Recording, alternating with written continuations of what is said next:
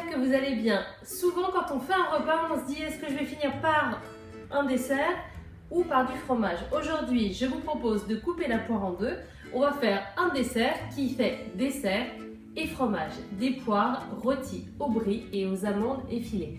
Vous allez voir, c'est ultra simple à faire, ça plaît à tous les coups, servi avec une petite salade verte et une bonne tranche de pain, ça comblera vos invités.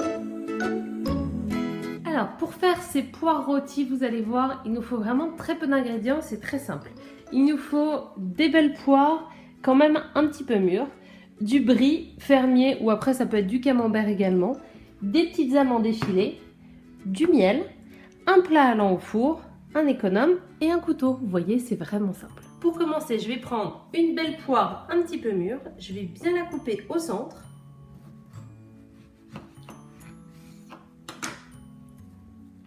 Voilà, alors là après je vais enlever uniquement la partie ici avec les pépins et la petite ligne là qui relie la zone des pépins à la queue. Mais par contre, je vais garder la queue. Donc je prends la pointe d'un économe que je vais enfoncer dans ma poire et là je vais juste tourner comme si c'était vraiment la pointe d'un compas. Hop. Et là vous voyez, j'ai réussi à vider ma poire.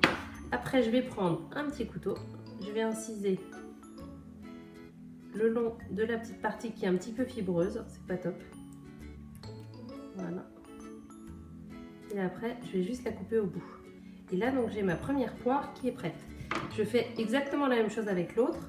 Je dépose ces deux poires dans un plat allant au four. J'essaye de les mettre bien plates comme ça. Je vais mettre dedans un vrai brie. Alors là, c'est un brie fermier qui vient de la région de Meaux. Je le mets bien au centre.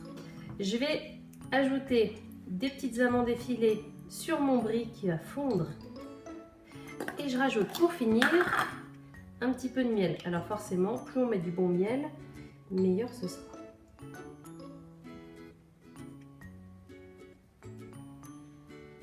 Voilà. Et maintenant, je n'ai plus qu'à enfourner tout ça dans un four préchauffé à 180 degrés pour à peu près 20 minutes. Vous voyez, c'est vraiment enfantin à faire.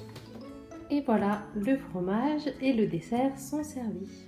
Servez cette poire rôtie encore tiède sur un lit de salade avec quelques petits éclats d'amandes juste torréfiées et vos invités seront ravis. C'est une recette que je fais très souvent le soir quand j'ai des poires qui traînent un petit peu au fond du panier à fruits. C'est très simple à faire et à la maison ça plaît toujours. Si vous avez aimé cette recette, n'oubliez pas d'appuyer sur le petit pouce vers le haut. Évidemment, si vous la réalisez, laissez-moi un petit commentaire avec votre avis sur la recette. On se retrouve ici très bientôt pour de nouvelles recettes et n'oubliez pas de vous abonner juste ici, histoire d'être tenu au courant des dernières nouveautés. Je vous souhaite une excellente journée, à très bientôt. Au revoir.